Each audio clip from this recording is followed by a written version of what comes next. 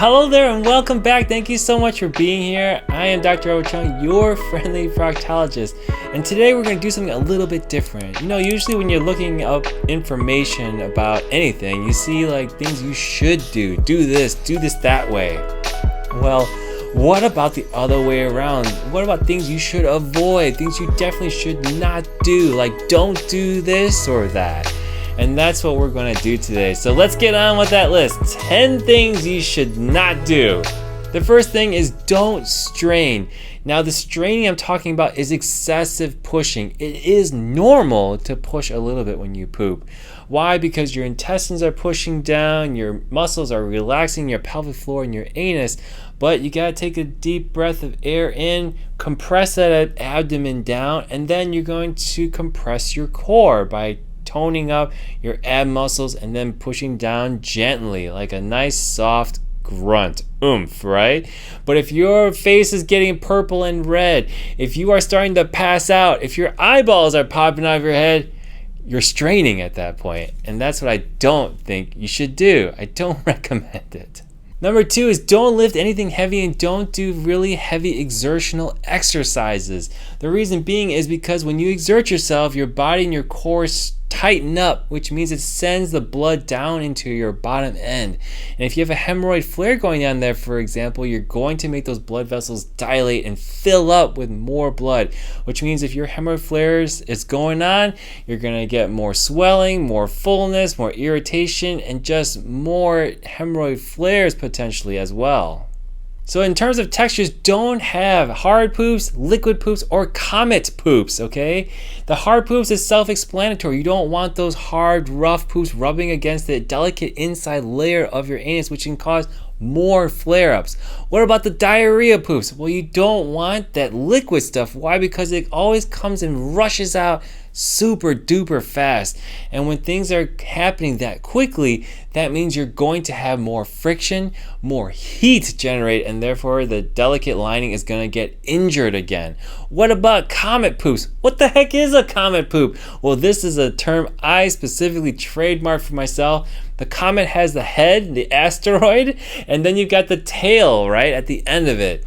Sometimes when you have too much fiber, or a fiber overdose I'll call it, you'll have a very, very stiff, little bit bigger beginning. It usually is about an inch long, but you'll find that you'll have to push a little bit harder. Your anus feels like it's almost stretching or ripping open.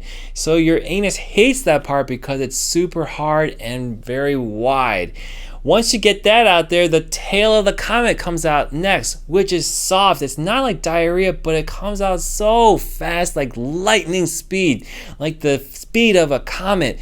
And even though it was soft, again, just like diarrhea, it rips things up because it came out so rough and fast. And when we're talking about sitz baths, we want to have something to use that's going to be effective to heal our bottom ends. And I think a sitz bath supplement like Revival XR would be the perfect choice. Revival XR has been a sponsor of this channel for almost 6 months now, and they've been just excellent. I've been getting such great feedback about this product. I use this myself as well, and let me show you what this looks like. It's a very white, I don't know if you can see that, but it's a very white crystal here, and you can see that it's very soft in my hands. Gosh, I wish I could show you that better on my camera here. But with this, you're gonna feel the hydration, and you're gonna see that the smell is very subtle. I mean, I can put this, can you hear that? Right on my nose, and it's not irritating at all. It's very gentle on the nose. And just to reiterate again, the number of ingredients that's been laboratory tested, it's unbelievable. You can get this at Amazon.com, and check out the comment section because there is a coupon code they've been gracious enough to give us so that we can get on our way to affordable and helpful care. Number 4 is don't listen to your doctor on fiber. I can't tell you this enough or stress enough, but your doctors will automatically just tell you like it's a reflex. If you got a problem with your bottom end, guess what? It's because you don't have fiber.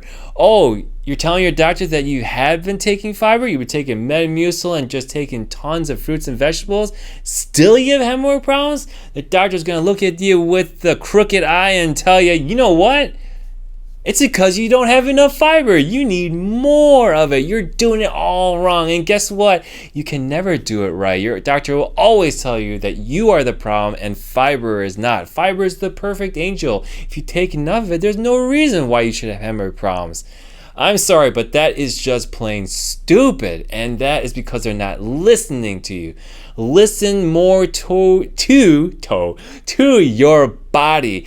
If you are having problems with gasiness, bloating, comet poops, constipation poops, big poops, wide ripping fissure making earthquake of a poop, you may have fiber overdose syndrome going on. And so what I suggest, take small amounts of fiber and then gradually build on that. As long as you don't have side effects, then that's okay. And if you have soft poops, even better. But don't just automatically start reaching for that fiber supplement and just downing it and guzzling it in there. Number 5, don't forget your stool softeners, okay? Whether that be Colace, whether that be prune juice, whether that be Miralax, magnesium supplement, what have you, whatever your thing is, don't forget it. Make it a routine. Make it something that you want to encourage yourself to do every single day. If you make it part of your routine and your poop is soft every day, that's how we can prevent problems to your anus with fissures or hemorrhoids or anything that can go bad down there. The next thing is stop flip-flopping your diet. Stop driving yourself insane with all these foods that you hate to eat, okay? You read online, I know there's a lot of new supplements out there, not a lot of new diet fads that may just really appeal to you. You feel like, yeah, this is what I need in my life. This is what I need to be healthy. But be careful with that. When you're really flip-flopping your foods around, you may not know what kind of stool textures you're gonna get, which means there's possible risk of injury there. Plus, if you really hate the foods that you're eating and you're constantly going back and forth, the confusion is definitely real. The frustration that can come out of the negative insults to your bottom end can be super bad. So I highly suggest sit down, think about the diet you want to maintain for the next 5 to 10 years. The next number 7 is don't get stressed on the toilet. Now, much easier said than done, right? So what I really mean is try to emphasize a positive atmosphere in the toilet. Put some pictures up of people that you love. Spray some fragrance in the air. Maybe light an incense. Play some music. Run the water.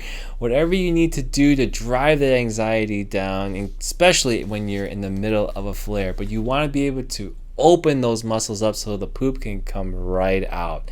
And the other thing that can be helpful is the squatty potty, but you can put magazines underneath your feet to achieve the same thing. A nice little life hack for you there.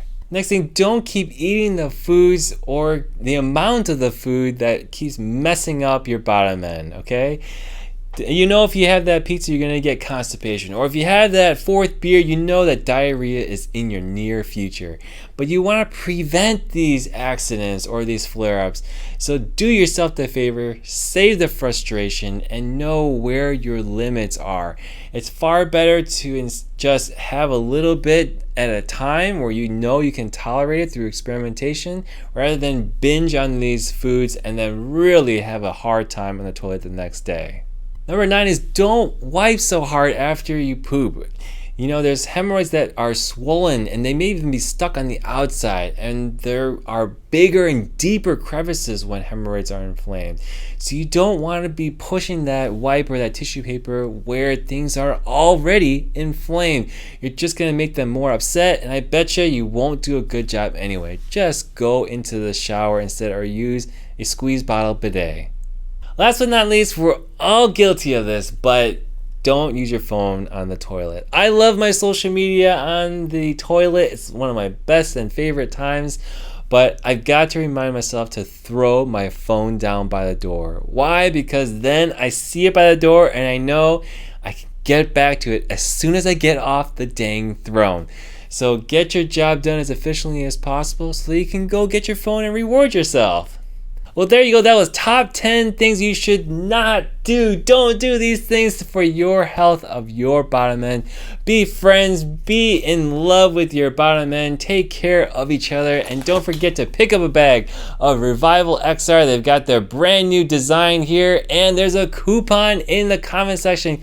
Get that discount. Get your bag. I'm going to be using this tonight because definitely I need some help today. Well, I hope you take care.